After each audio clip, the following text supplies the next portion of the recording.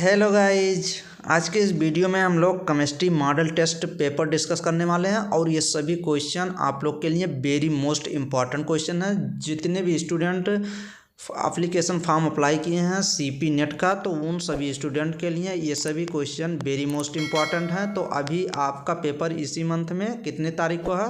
7 जनवरी को है। JNUARY 7 जनवरी को आपका एग्ज़ाम है। तो मेरे चैनल पे फिजिक्स केमिस्ट्री बायोलॉजी के काफ़ी क्वेश्चन कराए जा रहे हैं, तो आप लोग प्लीज़ सभी वीडियो देखा करिए और डिस्क्रिप्शन बॉक्स में सभी वीडियो का लिंक रहता है, आप लोग वहाँ से देखा करिए।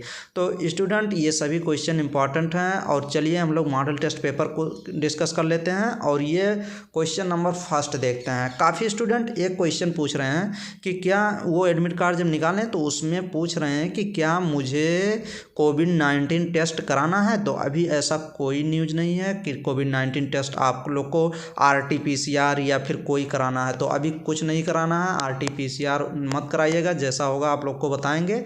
ऐसा नहीं होगा कि RT-PCR कराने के बाद आप पेपर देने पाएंगे। वहाँ आप सेंटर पे जाएंगे तो वहाँ थर्मल स्क्रीनिंग होगी, तो वो थर्मल स्क्रीनिंग आप ऊपर से ऐसे आपके थर्मल स्क्रीनिंग कर लेंगे, टेम्परेचर देख लेंगे कि कितना बॉडी टेम्परेचर है, वो टेम्परेचर बता देता है। बट आपका एग्ज़ाम कोई अभी ऐसा कुछ नहीं है कि आपको RT-PCR या फिर ये कोविड-19 का एक टेस्ट होता है RT-PCR, वो सब अभी नहीं कराना है। तो चलिए क्वेश्चन नंबर हम लोग फर्स्ट देखते हैं। कह रहा है एवोगैड्रो संख्या n बराबर होता है। तो इस क्वेश्चन में हम लोग को क्या देखना है? एवोगैड्रो नंबर देखना है। तो एवोगैड्रो एक साइंटिस्ट थे, उन्होंने एक नंबर खोजा और अपने नाम पे वो नंबर रख दिया। तो एवोगैड्रो इसको n0 से NA से शो करते हैं। इसका वैल्यू होता है 6.023। ऐसे याद कर लीजिए 6.023 इंटू 10⁻23। यहाँ पे माइनस नहीं होगा, प्लस होगा। तो कुछ नहीं लगाएंगे तो होगा। तो ऑप्शन नंबर कौन सा करेक्ट हो जाएगा ये देख लीजिए, बी ऑप्शन नंबर करेक्ट हो जाएगा। नेक्स्ट क्वेश्चन देखते हैं। क्रिस्टल जालक में प्रति परमाणु अष्टफलकीय रिक्तिकाओं की संख्या होती है। स्टूडेंट काफ़ी स्टूडेंट ये भी कहते हैं, कमेंट में देखे थे, हम कमेंट किए थे कि ये विजिबल नहीं है। तो इससे अच्छी क्वालिटी नहीं मिल रही थी और इसमें इसलिए नहीं मिल रही थी कि ऐसे क्वेश्चन तो कम ही मिलते हैं ना, कि जहाँ पे इसमें हिंदी में भी और इंग्लिश में। तो आप लोग थोड़ा मैनेज करिए, क्वालिटी अपनी बढ़ा के देखिए, दिखेगा। हमें तो विजिबल हो रहा है एकदम अच्छे से, तो आप लोग को भी होना चाहिए। तो कमेंट में ये मत कहिए कि विजिबल नहीं है, विजिबल है। क्वालिटी बढ़ा के देखिए, विजिबल है, क्योंकि इससे अच्छा तो इस नहीं मिल रहा मुझे ना। मैं भी सोचता हूँ कि एकदम क्वालिटी एकदम स्टैंडर्ड होनी चाहिए, बट नहीं मिल रहा तो क्या करें। बट क्वेश्चन अच्छे हैं तो कराना ही है। तो आप लोग क्वालिटी बढ़ा के देखेंगे प्लीज़, अच्छे से देखेगी। चलिए क्वेश्चन नंबर सेकंड को देख लेते हैं। ये भी क्वेश्चन इम्पॉर्टेंट है और इसमें बहुत कन्फ्यूजन रहता है। हम लोग इसमें क्या लगा देते हैं, 4 लगा देते हैं। क्रिस्टल जालक में प्रति परमाणु अष्टफलकीय रिक्तिकाओं की संख्या होती है। The number of tetrahedral void. जैसे यहाँ टेट्राहेड्रल देखते हैं तो ट्राईहेड्रल होता है तो 3 होता है। टेट्राहेड्रल जैसे देखते हैं तैसे 4 तुरंत लगाते हैं, बस वहीं गलत हो जाता है, क्योंकि ये सॉलिड स्टेट का क्वेश्चन है। तो ये न्यूमेरिकल टाइप है। जैसे कोई यह नंबर ऑफ क्लोज पैकिंग की वजह से ये दिया गया है ना, तो नंबर ऑफ टेट्राहेड्रल वाइड यहाँ पूछ रहा है। अगर ये देख लीजिए number of tetrahedral TETRA tetra HEDRAL tetrahedral void पूछ रहा है, तो आप लगाएंगे क्या लिखेंगे? टेट्राहेड्रल वाइड पूछ रहा है तो 2n लिखना पड़ता है। ये क्वेश्चन होता है, आप अगर सॉलिड स्टेट पढ़े होंगे तो पता होगा। तो 2n लिखना पड़ता है। और अगर ऑक्टाहेड्रल वाइड पूछता, OCTA octa HEDRAL octahedral wide पूछता, तो आप क्या लिखते? n लिखते। फिर तो यहाँ पे 2 लिखेंगे। कौन सा ऑप्शन सही हो जाएगा? ऑप्शन नंबर ये देख लीजिए, बी ऑप्शन करेक्ट हो जाएगा। नेक्स्ट क्वेश्चन नंबर देख लेते हैं। ये भी काफ़ी इंपॉर्टेंट क्वेश्चन और थोड़ा टफ कर दिया है क्वेश्चन ये। अगर ऐसे लैंग्वेज में लिखता तो फिर सिंपल था, थोड़ा टफ इसलिए कर दिया क्योंकि उसका सिंबल दे दिया। कह रहा कौन अणुसंख्या गुणधर्म नहीं है? Which is not a colligative property. इसमें कह रहा कौन सा क्वालिगेटिव प्रॉपर्टी नहीं है। अब ये आपको पहले तो सिंबल पता होने चाहिए, नाम तो पता होना चाहिए। तो नाम से नहीं, ये आपको सिंबल भी पता होगा तभी ये क्वेश्चन आप सॉल्व कर पाएंगे। पहले तो नाम पता होना चाहिए, फिर सिंबल पता होना चाहिए। तो हम लोग दोनों लिख लेते हैं और अगर क्वेश्चन ये आता है तो आपको गलत नहीं होना। और इम्पॉर्टेंट क्वेश्चन है, यहाँ से क्वेश्चन बनने के चांस रहते हैं। तो पहले फर्स्ट पे तो ये पता होना चाहिए कि क्वालिगेटिव प्रॉपर्टी क्या होते हैं। जो सॉल्यूशन में साल्ट होते हैं वो वही होते हैं क्वालिगेटिव प्रॉपर्टी। तो क्वालिगेटिव प्रॉपर्टी जो होते हैं वो 4 होते हैं। फर्स्ट पे लिख लीजिए RELATIVE relative Tshering, LOWERING Tshering of vapour pressure. तो ये वेपर प्रेशर हो गया। अब इसको XB से शो करते हैं। तो ये देख लीजिए। सेकंड को क्या सेकंड पे लिखेंगे, सेकंड जो हो गया वो ऑस्मोटिक प्रेशर लिख लीजिए, OSMOTIC ऑस्मोटिक प्रेशर होता है। ऑस्मोटिक प्रेशर होता है, इसको पाई से शो करते हैं। तो पाई दिया गया है। तो ये तो रिलेटिव लोरिंग प्रेशर है, जो कि ये पूछ रहा कौन नहीं है इसमें, तो ये तो है। अब आएंगे थर्ड पे, देख लेंगे। थर्ड पे होता है elevation in boiling point, ELEVATION elevation in boiling point. इसको शो करते हैं, किससे शो करते हैं, इससे डेल्टा TB से शो करते हैं। तो ये भी ऑप्शन दिया गया है, जो कि C ऑप्शन दिया गया था। तो C ऑप्शन भी दिया गया है। तो ये भी नहीं, कौन पूछ रहा है इसमें नहीं है। फोर्थ देख लेते हैं। एक होती है क्वालिगेटिव प्रॉपर्टी, 3 बता दिए। एक लास्ट होती है डिप्रेशन इन फ्रीजिंग पॉइंट होती है, DEPRESSION depression in freezing point. ये फ्रीजिंग पॉइंट लिख लीजिए। फ्रीजिंग पॉइंट इसको शो करते हैं, डेल्टा TF से शो करते हैं। तो ये ऑप्शन में दिया गया है, तो ये भी नहीं है। एक KB दिया गया है। ये क्या होता है, KB क्या होता है। अब आपको KB पता होना चाहिए, यही ऑप्शन सही है KB, क्योंकि ये क्वालिगेटिव प्रॉपर्टी नहीं होती है। KB को हम क्या कहते हैं, KB को हम कहते हैं मोलर एलिवेशन कांस्टेंट, इसी को कहते हैं। तो इसका नाम क्या होता है, MOLAL molar ELEVATION molar elevation CONSTANT molar elevation constant होता है। ये क्वालिगेटिव प्रॉपर्टी नहीं होती है। तो ऑप्शन नंबर ये हम लोग D ऑप्शन करेक्ट करेंगे। आप लोग एक क्वेश्चन और लिख लीजिए। ये भी पूछता है कि KB जो होता है pure water, PURE pure water का KB कितना होता है। KB मतलब molar elevation constant pure water का कितना होता है, ये भी क्वेश्चन पूछा गया है। तो पेवर वाटर का KB जो होता है ये होता है 0.513 होता है, 513 डिग्री सेंटीग्रेड होता है। 0.513 डिग्री सेंटीग्रेड ये पेवर वाटर का KB होता है। ये भी क्वेश्चन पूछा गया है। चलिए नेक्स्ट क्वेश्चन हम लोग देखते हैं। क्वेश्चन नंबर 4 देखते हैं। इसमें तो यही D ऑप्शन करेक्ट है। फोर्थ ऑप्शन कह रहा है 250 मिलीलीटर घोल में 4 ग्राम NaOH घुले रहने पर घोल की मोलरता क्या हम लोग को देखना है। 4 gram of NaOH dissolve in 250 ml of solution. तो 4 ग्राम NaOH जो है वो डिजॉल्व है 250 ml सॉल्यूशन में। तो उसकी हम लोग की मोलरिटी ऑफ द सॉल्यूशन, तो इस सॉल्यूशन की हम लोग को मोलरिटी निकालनी है। मोलरिटी किस पे डिपेंड होती है, वॉल्यूम पे। तो हम लोग को मोलरिटी निकालनी है। अब आपको पहले तो मोलरिटी का फार्मूला पता होना चाहिए। चलिए हम फार्मूला बता देते हैं और क्वेश्चन को सॉल्व करते हैं। स्टूडेंट क्वेश्चन नंबर 4, पहले तो आपको फार्मूला पता होना चाहिए। किसका फार्मूला पता होना चाहिए, आपको पता होना चाहिए मोलरिटी का फार्मूला। तो मोलरिटी का फार्मूला आप लोग लिख लीजिए। मोलरिटी जो होती है कैपिटल M से शो करते हैं। इसका अगर फार्मूला हम लोग लिखेंगे तो ये देख लीजिए, वेट पहले आप लिख लीजिए। एकदम सिंपल आपको फार्मूला बता दे रहे हैं। ये लिख लीजिए वेट हो गया। वेट किस में लिखेंगे, ग्राम में लिखेंगे। वेट ग्राम में लिखिए और फिर नीचे लिखिए मॉलिक्यूलर वेट। ये देख लीजिए मॉलिक्यूलर वेट लिख लीजिए, जितना पूरा भार होता है। फिर इंटू कर दीजिए। फिर ऊपर लिख लीजिए 1000 लिख लीजिए, 1000 लिख लीजिए। 100 नहीं लिखना है, 1000 लिखना है। अपान वॉल्यूम कर दीजिए। वॉल्यूम किस में लिखेंगे, ml में कर देंगे। ml में, लीटर में नहीं करेंगे। बस इसी पे आप रखेंगे। ये पूरा एकदम एग्जैक्ट आपको आ जाएगा। जैसे देख लीजिए 4 ग्राम ऑफ NaOH दे रहा है, तो 4 ऊपर यहाँ पे रख दीजिए, ऊपर रख दीजिए। 4 यहाँ रख दिए हम।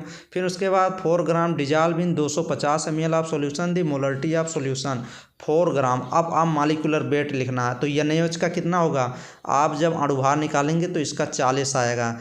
Na का 23 होता है, ऑक्सीजन का 16 होता है, हाइड्रोजन का 1 होता है। टोटल जोड़ेंगे 40 आ जाएगा। फिर मल्टीप्लाई करिए, 1000 ऊपर लिख दीजिए। ये देख लीजिए हम 1000 ऊपर लिख दिए। 1000 ये ऊपर आप लोग लिख दीजिए। 1000 जैसे ही आप ऊपर लिखेंगे, ये देख लीजिए 1000 हम ऊपर लिख के आप लोग को ये सॉल्व करके पूरा ये दिखा दे रहे हैं। तो चलिए ये आप अब लिख लीजिए। ये आप 40 पहले ऊपर, ये 4 आप ऊपर लिख लीजिए मॉलिक्यूलर वेट, फिर 40 लिख लीजिए, फिर इंटू कर दीजिए, फिर 1000 लिख दीजिए। फिर आप कितना जो वॉल्यूम जो लिखेंगे वो किस में लिखेंगे, वॉल्यूम लिखेंगे आप ml में लिखेंगे। तो 250 ml दिया रहा है तो 250 कर दीजिए, 0 से 0 एक काट दीजिए, 25 चौका 100 कर दीजिए, यहाँ 100 बच रहा है, 4 आ जाएगा, फिर 4 चौक 16 हो जाएगा, टोटल 16 बाई कितना हो जाएगा 40 हो जाएगा। फिर यहाँ पे पॉइंट लगाइए, यहाँ पॉइंट लगाइए, यहाँ 0 बढ़ाइए, 0 से 0 काट दीजिए, 4 चौक 16 कर दीजिए। ये देख लीजिए आपका कितना आ गया, मोलरिटी जो आ गया 0.4 आ जाएगा। तो कौन सा ऑप्शन करेक्ट हो जाएगा, ये देख लीजिए 0.4 बी ऑप्शन करेक्ट हो जाएगा। आप लोग अगर फार्मूला जान रहे होंगे तो एकदम आसानी से, अगर आप लोग मोलरिटी आता है, कैपिटल एम आता है मोलरिटी, तो आप लोग ये फार्मूला एकदम रट लीजिए। वेट लिख लीजिए, वेट किस में लिखेंगे, ग्राम में लिखेंगे, और आप ग्राम में लिखेंगे। फिर यहाँ मॉलिक्यूलर वेट लिख लीजिए, मॉलिक्यूलर वेट हो गया, जितना दिया रहेगा उसका अणुभार निकालेंगे, फिर इंटू कर देंगे, फिर 1000 ऊपर लिख देंगे, फिर अपान वॉल्यूम नीचे लिख देंगे, लेकिन किस में, ml में। तो ये फार्मूला लगाएंगे, आपका एग्जैक्ट तुरंत आपका ये जो भी क्वेश्चन रहेगा आंसर आ जाएगा।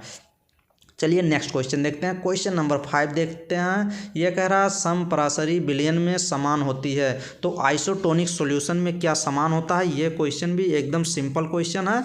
अगर आइसोटोनिक, हाइपरटोनिक ये सब आप पढ़े होंगे तो ये क्वेश्चन आप लोग के लिए एकदम सिंपल क्वेश्चन है। तो चलिए हम लोग क्वेश्चन को देख लेते हैं कि क्वेश्चन क्या कह रहा है। आइसोटोनिक सॉल्यूशन की बात कर रहा है, तो आइसोटोनिक सॉल्यूशन में क्या होता है।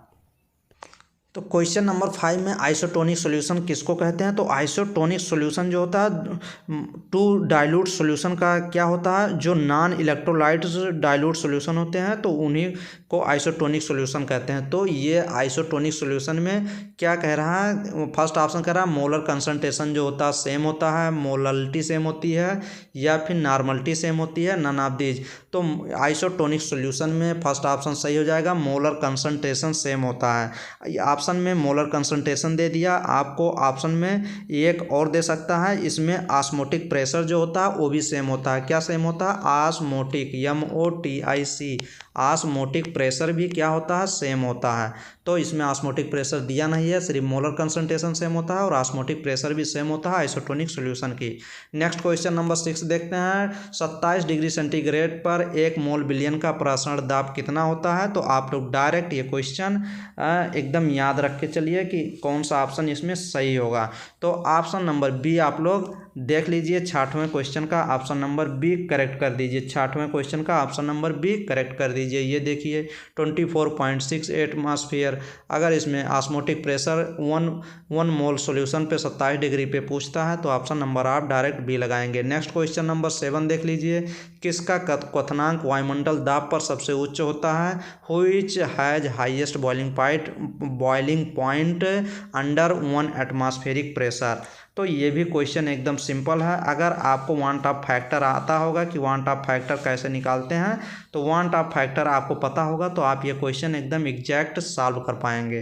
तो ये देख लीजिए, इसमें ऑस्मोटिक प्रेशर दे रहा, तो इसमें देख लीजिए किसका क्वथनांक एक वायुमंडल दाब पर सबसे उच्च होता है। तो highest boiling point under 1 atmospheric pressure. तो इसमें NaCl दे रहा, तो इसका वांट ऑफ फैक्टर जो होता है ये 2 होगा। इसमें सुक्रोज दे रहा, सुक्रोज का 1 होता है, और ग्लूकोज का वांट ऑफ फैक्टर जो I की वैल्यू होती है 1 होती है। और इसमें जैसे आप सी ऑप्शन में आएंगे, ग ऑप्शन में, इसमें BaCl2 दे रहा, तो इसका वांट ऑफ फैक्टर कितना होगा, BA का 1 होगा, Cl2 का 2 होगा, तो टोटल 3 होगा वांट ऑफ फैक्टर। अब वांट ऑफ फैक्टर जिसका सबसे अधिक होगा उसका बॉइलिंग पॉइंट सबसे अधिक होगा, तो ऑप्शन नंबर सी करेक्ट हो जाएगा। अब वांट ऑफ फैक्टर क्या होता है ये भी आपको पता होना चाहिए। वांट ऑफ फैक्टर जो होता है, इलेक्ट्रोलाइट जो होते नहीं है, इलेक्ट्रोलाइट जो उसमें एसोसिएट होते हैं, ब्रेकडाउन होते हैं, तो कितने टुकड़ों में टूटता है, वही एसोसिएट और डिसोसिएट जो होते हैं वही होते हैं वांट ऑफ फैक्टर। तो ऑप्शन नंबर सी करेक्ट हो जाएगा।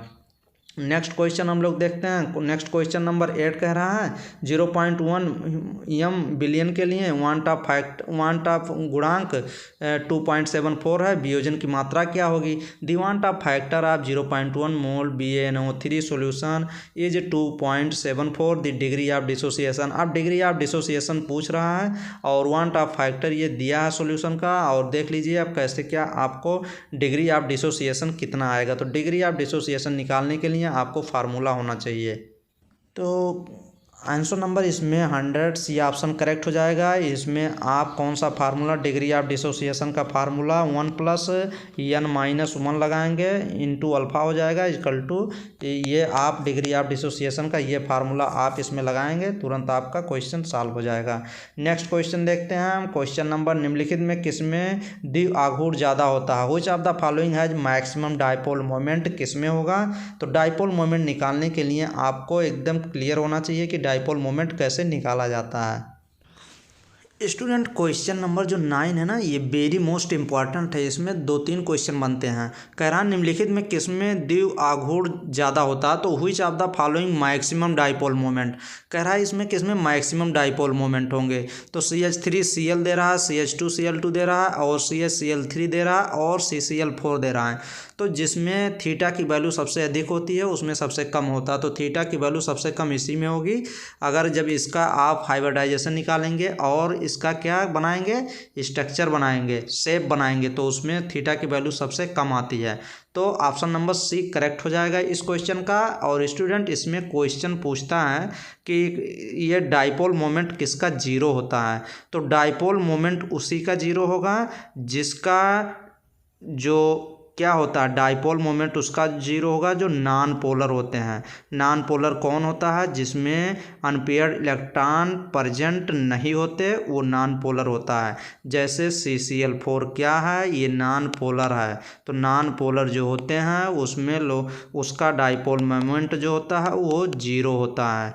बट ये देख लीजिए CCl4 में कोई आप 4 कार्बन पे कार्बन 4 बॉन्ड बनाता है, चारों पे क्लोरीन लगी हुई है, कोई इसमें लोन पेयर प्रेजेंट नहीं है, तो ये नॉन पोलर है। नॉन पोलर का डायपोल मोमेंट जीरो होता है। बट ये 4 एक्सेप्शन भी हैं। 4 एक्सेप्शन कौन है, एक एक्सेप्शन ये, एक एक्सेप्शन ए, एक एक्सेप्शन ये, अपवाद हैं 4। ये 3, ये एक CH2Cl2 भी है, एक CH2Cl2 और एक CHCl3, ये भी दिया गया है, ये भी दिया गया है। और एक होता है CH2, एक होता है CH2 ये भी अपवाद है। ये 4 अपवाद हैं जो ये एक और इंक्लूड कर लीजिए। ये इसमें लोन पेयर प्रेजेंट नहीं होता बट ये पोलर होते हैं। तो पोलर का क्या होता है, पोलर जो होते हैं वो डायपोल मोमेंट उसका जीरो नहीं होता। आप इसमें क्या याद करना है, आप इसमें ये पहले तो ये याद कर लीजिए कि इसका डायपोल मोमेंट अधिक है, ये याद कर लीजिए। और एक याद करना है, कभी ये भी क्वेश्चन पूछता है कि डायपोल मोमेंट किसका जीरो है, तो ये देख लीजिएगा कि किस पे लोन पेयर जो जिस पे नहीं होगा वो नॉन पोलर होगा, उसी का डायपोल मोमेंट जीरो होता है। नेक्स्ट क्वेश्चन देख लीजिए। कह रहा है अष्टफलकीय रिक्त का त्रिज्या अनुपात क्या है। What is the radius ratio of octahedral, जो वाइड्स होते हैं इसका रेडियस पूछ रहा है। रेडियस क्या होता है, तो रेडियस पहले आप लोग रेडियस तीनों का देख लीजिए ना। जैसे मान लीजिए कभी रेडियस पूछ लेता है कि ये किसका सॉलिड स्टेट का क्वेश्चन है, रेडियस पूछ लेता है टेट्राहेड्रल, ऑक्टाहेड्रल और क्यूबिक का भी पूछ लेता है। तो आप पहले तो टेट्राहेड्रल का लिख लीजिए, TETRA टेट्रा, HEDRAL टेट्राहेड्रल, फिर octahedral OCTA octa, HEDRAL octahedral लिख लीजिए। अब टेट्राहेड्रल का कितना होता है, इसका होता है 0.25 से 0.25 से कहाँ तक होता है 0.414 लिख लीजिए। यहाँ पे 0.414 लिख लीजिए, यहाँ तक होता है। तो ये तो आपको पता होना चाहिए 0.25 किसका होता है, टेट्राहेड्रल का होता है, और ऑक्टाहेड्रल का 0.414 यहीं से शुरू होता है 0.41 और कहाँ तक जाता है, ये जाएगा यहाँ तक, ये 0.073 732 तक जाता है। तो ये आपकी वैल्यू याद होनी चाहिए। अब यहाँ पे ऑक्टाहेड्रल की पूछ रहा है तो ऑक्टाहेड्रल की देख लीजिए, सी ऑप्शन 0.414 हो जाएगा, सी ऑप्शन करेक्ट हो जाएगा। नेक्स्ट क्वेश्चन नंबर 11 देख लीजिए, H2SO4 कह रहा है। H2SO4 क्या है? ये एसिड, ये अम्ल है, ये एसिड है कि फिर बेस है, फिर कि अल्कलाइन है कि साल्ट है? तो एसिड है, तो ऑप्शन नंबर फर्स्ट ही करेक्ट हो जाएगा, एसिड अम्ल होता है। तो नेक्स्ट क्वेश्चन देख लीजिए। नेक्स्ट क्वेश्चन, ये आप लोग क्वेश्चन नंबर 12 को स्किप कर दीजिए, इसमें पता नहीं क्या कह रहा है। और 13 नंबर क्वेश्चन देख लीजिए। 13 नंबर क्वेश्चन इंपॉर्टेंट है, ये भी क्वेश्चन पूछे जाने के चांस है। कह रहा लैंथेनाइट संकुचन का तात्पर्य क्या होता है? तो लैंथेनाइट कंट्रक्शन किस में देखेंगे? जब उसमें पीरियाडिक टेबल में आएंगे, जब 6 पीरियड में आप आएंगे, 6 पीरियड में लैंथेनाइट आप शुरू होता है, लैंथेनाइट वहीं से, लैंथेनाइट 57 से शुरू होता है और 71 पे ख़त्म होता है एटॉमिक नंबर पे। तो लैंथेनाइट कंट्रक्शन, अगर लैंथेनाइट कंट्रक्शन होगा तो दो एटम के रेडियस जो होती है, आयनिक रेडियस जो होती है वो क्या हो जाती है? आयनिक रेडियस जो होती है, ये मान लीजिए आयनिक रेडियस है, तो आयनिक, ये लैंथेनाइट कंट्रक्शन होगा ना तो आयनिक रेडियस कम हो जाएगी, तो ये इतनी हो जाएगी, फिर इतनी, तो कम हो जाती है। तो कौन सा ऑप्शन करेक्ट हो जाएगा? ये देख लीजिए अब, decrease in ionic radii. Ionic radii क्या हो जाता है? डिक्रीज हो जाता है जब लैंथेनाइट कंट्रक्शन होता है। नेक्स्ट क्वेश्चन हम लोग 14 देखते हैं। पोटेशियम फेरोसाइनाइड में लिगेंड कौन है? तो पोटेशियम, ये देख लीजिए, अभी इसका कल क्वेश्चन कराए थे। पोटेशियम बना लीजिए, फिर उसके बाद Fe लिख लीजिए, FeCN6, ये CN6, ये क्वेश्चन अभी कल कराए थे। तो FeCN6 में ये क्या होता है? ये कैटायन होता है और ये मेटल होता है आयरन, और जो CN होता है ये लिगेंड होता है। तो लिगेंड ही पूछ रहा है इसमें, कह रहा है कि लिगेंड पोटेशियम कौन सा है? तो लिगेंड यही है, CN negative, option number B correct हो जाएगा डायरेक्ट। 15 नंबर क्वेश्चन देख लीजिए, इसमें कह रहा है निम्नलिखित में कौन पराचुंबकीय है?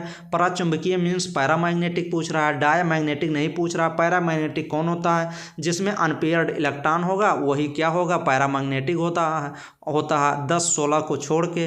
अनपेयर्ड इलेक्ट्रॉन, जिसमें अनपेयर्ड इलेक्ट्रॉन होगा वही पैरामैग्नेटिक होगा। आप देख लीजिए, आप जिंक में आइए। जिंक, पहले तो आपका जो हम बोले थे पिछले वीडियो में, स्कैंडियम जो 4th पीरियड नहीं है वो डी ब्लॉक का transition element, scandium, titanium, vanadium, chromium, manganese, iron, cobalt, nickel, copper, zinc, इसका तो आपका पूरा एटॉमिक नंबर पता होना चाहिए। हाइब्रिडाइजेशन कितना होता है, 3D किसका कितना होता है, उसका electronic configuration very most important है। इलेक्ट्रॉनिक कॉन्फ़िगरेशन पता होना चाहिए। जैसे हमको तो पूरा पता है, जैसे 4th पीरियड से शुरू होता है तो 3D जरूर आएगा। तो जिंक का कितना होता है? 3D 10 होता है और 4s2 होता है। तो इसमें देख लीजिए, ये जिंक +2 लगा दिए, 2 काट लीजिए, और 3D में 5 सेल होते हैं और एक सेल में दो इलेक्ट्रॉन होते हैं। तो ये तो फुल फिल है, तो इसमें तो कोई अनपेयर्ड इलेक्ट्रॉन नहीं है, तो जिंक नहीं होगा। अब कॉपर में आएंगे, कॉपर में 3D 10 होता है, 4s1 होता है। अब यहाँ 1 कर दीजिए, यहाँ पे 10 है, बट यहाँ 2 है, यहाँ एक यहाँ से निकाल दीजिए, एक यहाँ, यही ऑप्शन सही होगा, क्योंकि इसमें 3D 9 एक अनपेयर्ड इलेक्ट्रॉन आ जाएगा। स्कैंडियम में कितना होता है? 3D1 होता है और 4s2 होता है। यहाँ 3 लगा है, 2 यहाँ 10 काटिए, 2 इधर, तो इसमें कोई अनपेयर्ड इलेक्ट्रॉन नहीं है, तो ये तो नहीं होगा। अब मैग्नीज में नहीं, ये ऑप्शन थोड़ा गलत लग रहा है। ये देख लीजिए, इसमें आप कॉपर को +1 कर दीजिए, ये कॉपर को +1 कर दीजिए। फिर मैग्नीज में आइए, मैग्नीज क्या होता है? 3D5 होता है, 3D5 और 4s1 होता है, 3D5 4s2 होता है। तो यहाँ पे 2 प्लस है तो 2 इलेक्ट्रॉन आपको निकालना पड़ेगा, यस वाला निकाल दीजिए। और 3D5, इसमें तो कितने अनपेयर इलेक्ट्रॉन है?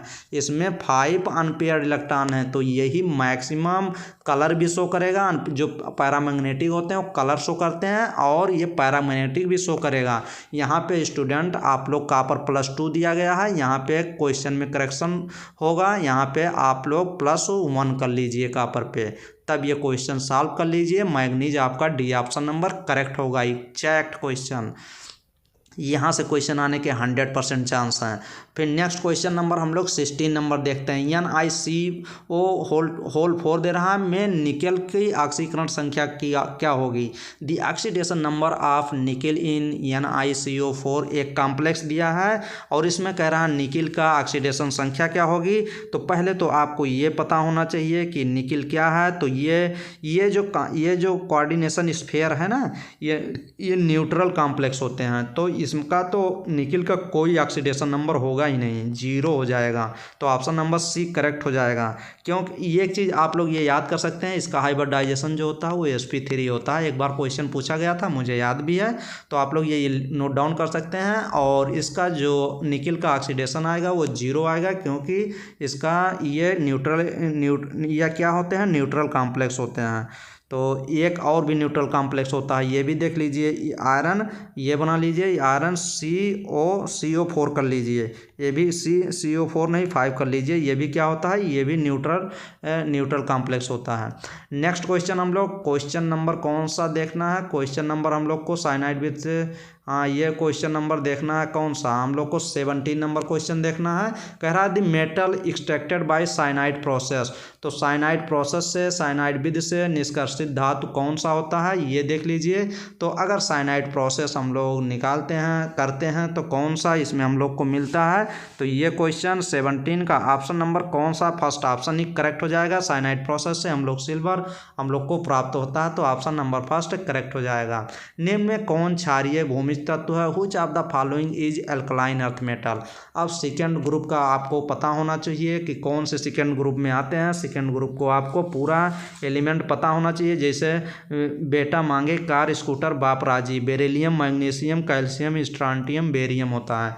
जैसे आप लोग लिख सकते हैं, ये बेरियम हो गया, मैग्नीशियम कैल्शियम स्ट्रांटियम, और एक होता है बेरियम होता है, और एक रेडियम जो रेडियो एक्टिव होता है। तो इसमें अब आप लोग एकदम देख लेते हैं, कार्बन तो होगा नहीं, सोडियम सोडियम तो होगा नहीं, सोडियम तो एल्कली मेटल है। अब जिंक तो होगा नहीं। अब ये क्या कह रहा है, अब इसमें कार्बन सोडियम क्या दे रहा है, और जिंक दे रहा है, और आयरन दे रहा है, और इसमें कह रहा है which of the following is an alkaline earth metal.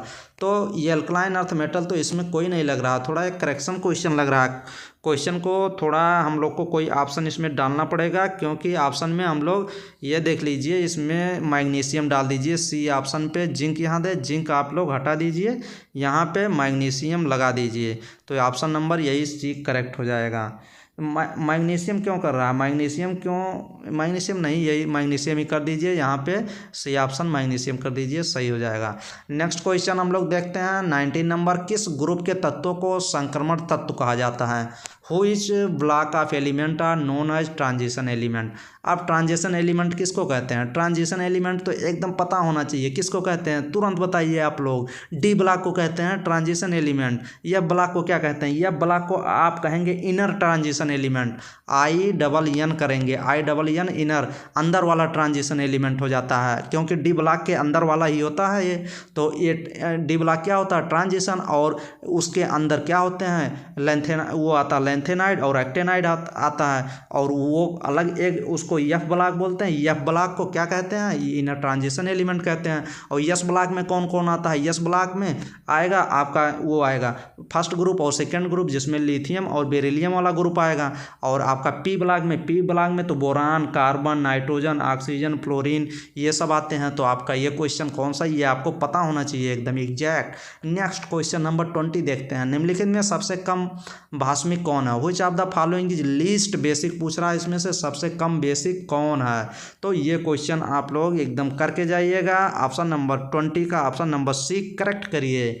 इसमें सी ऑप्शन Ni3 जो है, ये अभी पिछली वीडियो में क्वेश्चन ऐसे ही कराए थे, अगर ऊपर से नीचे आएंगे तो आपका Ni3 ये करेक्टर मतलब लीस्ट बेसिक यही होगा। तो ऑप्शन नंबर कौन सा, ऑप्शन नंबर Ni3 ये दिया गया है, Ni3 यही सही हो जाएगा। नेक्स्ट क्वेश्चन नंबर 21, निम्नलिखित में कौन हाइड्रोजन बंधन नहीं बनाता। तो ये देख लीजिए, which one of the following does not form hydrogen bond. अब इसमें देख लीजिए कौन हाइड्रोजन फॉर्म, ये तो फॉर्म करेगा, ये भी फॉर्म करेगा, HCl ये भी फॉर्म कर लेता है, HF ऐसे फॉर्म कर लेता है, और HCl 21 का ऑप्शन नंबर सी करेक्ट हो जाएगा। HCl हाइड्रोजन बॉन्ड नहीं बनाता, और सब ये हाइड्रोजन बॉन्ड बनाते हैं। आप लोग नोट डाउन भी कर सकते हैं, अमोनिया, वाटर, और ये हाइड्रोजन फ्लोराइड HCF ये भी बनाता है, यही नहीं बनाता, सी ऑप्शन। तो सी ऑप्शन ही करेक्ट हो जाएगा। Next question 22 number question, vitamin A क्या कहलाता है? स्कारबिक अम्ल, रेटिनॉल, कैल्सीफेरॉल या टोक्योफेरॉल। तो ये क्वेश्चन आप लोग को बायोलॉजी में, केमिस्ट्री में एक क्वेश्चन तो गारंटी है मिलेगा कि बायोलॉजी से रिलेटेड रहेगा। तुम्हें लगेगा अरे यार ये क्वेश्चन तो बायोलॉजी में होना चाहिए था, बट आपको केमिस्ट्री में मिलेगा गारंटी है। तो ऐसा ही क्वेश्चन देख लीजिए। आप वहाँ पिछली बार तो कहाँ से मिला था, DNA में पूछा था, थाइमिन वाला वो पूछा था कि DNA में क्या होता है, थाइमिन होता है कि यूरेसिल, तो थाइमिन होता है, पिछली बार पूछा था ये क्वेश्चन। और इसमें देख लीजिए ऐसे ही क्वेश्चन पूछ सकता है। ये तो बायोलॉजी का क्वेश्चन है, बट ये केमिस्ट्री में आता है, क्योंकि केमिस्ट्री में बायोकेमिस्ट्री भी आती है और बायोमॉलिक्यूल भी आते हैं। तो ये चलिए ऑप्शन नंबर इसमें बी ऑप्शन हम लोग करेक्ट करेंगे, रेटिनॉल विटामिन ए कहलाता है। नेक्स्ट क्वेश्चन नंबर देखते हैं, क्वेश्चन नंबर 23। ये कह रहा है ईथर में ऑक्सीजन परमाणु है, oxygen atom in ether very active. जो ईथर होता है उसमें कह रहा है कि ROR, इसी को तो ईथर कहते हैं, ROR। इसमें देखिए लोन पेयर प्रेजेंट होता है। तो ये क्या होता है, ऑक्सीजन आइटम में ईथर क्या होता है, वेरी एक्टिव होता है कि क्या होता है? 23 का ऑप्शन नंबर बी आप लोग देख लीजिए। इसमें ऑप्शन नंबर कौन, रिप्लेसिबल होता है, इसको हम लोग हटा सकते हैं। तो ये ऑप्शन नंबर बी विस्थापित योग्य होता है, रिप्लेसिबल होता है। नेक्स्ट क्वेश्चन नंबर 24, निम्न में से कौन सा डाइसैकराइड है? इसमें से ये क्वेश्चन एकदम पेट क्वेश्चन होता है। तो हम बताए भी थे कि माल्स याद कर लीजिए, माल्स मतलब MALS, माल्टोज, लैक्टोज, सुक्रोज, ये तीनों क्या होते हैं, ऐसे याद कर लीजिए, माल्टोज, लैक्टोज, सुक्रोज, ये तीनों होते हैं डाइसैकराइड होते हैं। तो आप लोग को डाइसैकराइड इसमें से पूछ रहा है कौन सा डाइसैकराइड है, लैक्टोज दे रहा है, स्टार्च, सेलुलोज, फ्रक्टोज, ये तीनों ऐसे काट दीजिए और lactose option number first correct कर दीजिए। नेक्स्ट क्वेश्चन नंबर, ईथेन में कार्बन का संकरण क्या है? तो ये ईथेन की बात कर रहा है, ना कि मीथेन। ये मीथेन की बात नहीं कर रहा है, ईथेन की बात कर रहा है। तो ईथेन का ऑक्सीकरण संख्या कितना होगा? तो 25 का ऑप्शन नंबर आप फर्स्ट डायरेक्ट करेक्ट करेंगे, क्योंकि ईथीन की बात ना कर रहा, ना इथाइन की, ये ईथेन की बात कर रहा है डायरेक्ट सिंगल बॉन्ड की। तो ऑप्शन नंबर अगर ईथीन की बात कर रहा था तो डबल बॉन्ड हो जाता, और इथाइन की बात करता तो ट्रिपल बॉन्ड हो जाता। तो यहाँ पे sp हो जाता, यहाँ पे sp2 हो जाता। यहाँ सिंगल की बात कर रहा है इथेन, तो यहाँ पे sp3 हो जाएगा। तो ऑप्शन नंबर फर्स्ट आप करेक्ट करेंगे। नेक्स्ट क्वेश्चन नंबर, इथाइन में पाई बॉन्ड की संख्या कितनी होती है? अब देख लीजिए इथाइन भी आ गया। अभी इथाइन देख लीजिए, एक पाई एक सिग्मा, ट्रिपल बॉन्ड में 2 पाई होता है, एक पाई ऊपर कर दीजिए, एक पाई नीचे कर दीजिए, और ये कर दीजिए बीच वाला सिग्मा कर दीजिए। अब ये पाई बॉन्ड पूछ रहे हैं, अब आप लोग बताइए पाई बॉन्ड कितना है? तो पाई बॉन्ड 2 है ना, ऑप्शन नंबर बी करेक्ट करिए। ये देख लीजिए ऑप्शन नंबर कौन सा, बी ऑप्शन करेक्ट हो जाएगा। Number of pi bond in ethyne में पूछ रहे हैं, तो इथाइन का यही होता है। नेक्स्ट क्वेश्चन नंबर 27 कह रहा है ज्यूटर आयन बनाने में कौन समर्थ है? Who is able to form zwitterion. अब ज्यूटर आयन इसमें से कौन बनाएगा? जिसमें पॉजिटिव चार्ज और निगेटिव चार्ज दोनों होगा, वही ज्यूटर आयन कहलाते हैं। तो ज्यूटर आयन देख लीजिए, इसमें से आपको 27 में कौन सा ऑप्शन सही जाएगा? डी ऑप्शन आप जाइए। ये देख लीजिए, इसमें कह रहा है NH2 लगाया है, फिर CH2 लगाया है, और यहाँ पे C डबल बॉन्ड ये देख लीजिए OH लगाया है। तो यहाँ पे क्या जाएगा? ये देख लीजिए, यहाँ पे कार्बन पे पॉजिटिव जाएगा, यहाँ पे निगेटिव जाएगा। तो यहाँ आप ज्यूटर आयन आपको दिखेगा। तो ऑप्शन नंबर कौन सा सही हो जाएगा? ऑप्शन नंबर डी आप करेक्ट करेंगे, लास्ट वाला ऑप्शन। नेक्स्ट क्वेश्चन नंबर 28, और इस क्वेश्चन का लास्ट नंबर क्वेश्चन, C4H10O द्वारा दिए गए समावी ईथर प्रदर्शित करते हैं। How many isomer ether are represented by the molecular formula C4H10O। तो इसका एक कॉन्सेप्ट, एक क्वेश्चन इसमें और पूछा गया था, वो भी हम बता देते हैं और आप लोग नोट डाउन भी कर सकते हैं। क्वेश्चन नंबर 28 का पहले तो स्टूडेंट आप लोग ईथर का जनरल फार्मूला आप लोग देख लीजिए, ये भी एक बार पूछा गया था। तो ईथर का जनरल फार्मूला होता है H2n+2O होता है। ये क्या होता है? ये ईथर का जनरल फार्मूला होता है, और जो ईथर का होता है ना, यही अल्कोहल का भी होता है। AlCOHOl यही अल्कोहल का भी होता है। तो ये दोनों आप लोग याद कर लीजिए, ये ईथर का जनरल फार्मूला होता है। अब इस क्वेश्चन में पूछा जा रहा है कि C4H10O में कितना स्ट्रक्चर जो होता है वो ईथर का बनेगा। हाउ मेनी आइसोमर, कितना आइसोमर ईथर का, कितना आइसोमर बना सकते हैं हम, और मॉलिक्यूलर फार्मूला ये दिया गया C4H10O। तो C4H10O में कितना ईथर बना सकते हैं, कितने आइसोमर? तो आप बना सकते हैं 3 बना सकते हैं, 3 आइसोमर ईथर के बना सकते हैं। बट अगर इस क्वेश्चन में ये C4H10O में अगर पूछता टोटल आइसोमर कितना होगा, तो आप लोग ये भी नोट डाउन कर सकते हैं। टोटल TOTAL टोटल आइसोमर जो होता है स्ट्रक्चर, वो 7 स्ट्रक्चर बनेगा। ये भी क्वेश्चन पूछा गया है। तो इस क्वेश्चन में तो ऑप्शन नंबर कौन सा हो जाएगा? फर्स्ट ऑप्शन ही करेक्ट करेंगे, 3। फर्स्ट ऑप्शन करेक्ट हो जाएगा। 3 आइसोमर ईथर के बना सकते हैं C4H10O में। चलिए स्टूडेंट, आज के इस वीडियो में 28 क्वेश्चन डिस्कस किए, और वो भी पूरा कॉन्सेप्ट के साथ। और आप लोग को आई होप कि आप लोग ये क्वेश्चन इंजॉय किए होंगे और आप कॉन्सेप्ट सीखे होंगे। तो प्लीज़ चैनल को आप लोग सब्सक्राइब करें, क्योंकि आप ही लोग के हेल्पफुल के लिए चैनल क्रिएट किया गया है। तो आप लोग प्लीज़ चैनल को अपने दोस्तों में शेयर करें, व्हाट्सएप ग्रुप, फ्रेंड्स ग्रुप में शेयर ज़रूर करें, और चैनल को काफ़ी तेज़ी से ग्रो कराएं, जिससे आप मोटिवेशन मिलता है और आप लोग को अच्छे अच्छे क्वेश्चन कराए जाते हैं, और CP नेट में आप लोग का सिलेक्शन हो। आप लोग जल्दी आएँ, हम लोग वेट कर रहे हैं। तो आप लोग अच्छा करिए, जिसके थ्रू आप जो भी कोर्स आप अच्छा बेस्ट कोर्स करना चाहते हैं, अगर आप अच्छा करेंगे तभी वो कोर्स आप अपना चूज कर पाएंगे। अगर आप अच्छी रैंक नहीं आती है तो फिर जो काउंसलिंग के थ्रू यूनिवर्सिटी प्रोवाइड करेगी वही कोर्स लेना पड़ेगा। इसीलिए आप अभी 2-3 दिन बचा है, आप लोग अच्छे से पढ़ाई करिए और क्वेश्चन मैक्सिमम प्रैक्टिस करिए, और बायोलॉजी को रिवाइज करिए, केमिस्ट्री पढ़ते रहिए, वो भी रिवाइज करते रहिए, फिजिक्स भी रिवाइज करते रहिए।